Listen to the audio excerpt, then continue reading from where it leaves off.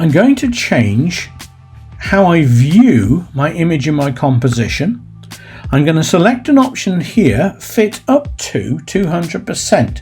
Give me a much larger view here. If I want to see my image in better quality, you'll see here that I've got it set to full. If you find that your image tends to run a little bit slower on your machine, you can always reduce down the level of display. Now I'm going to leave mine on auto.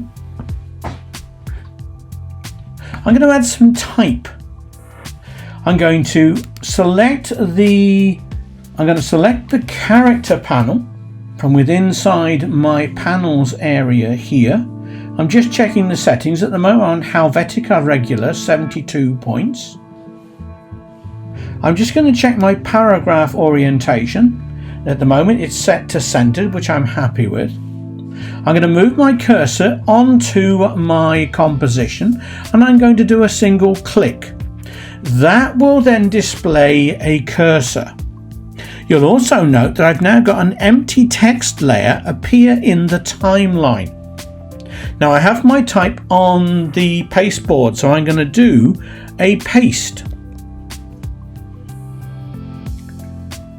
You will notice that my layer in the layers panel has been renamed and same as the text.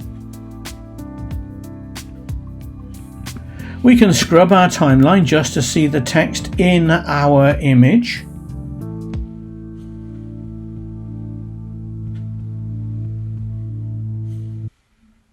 And if, for example, I decide I want this text rather than just to be there all the time, I'd like it to appear, I can use some of the timeline effects.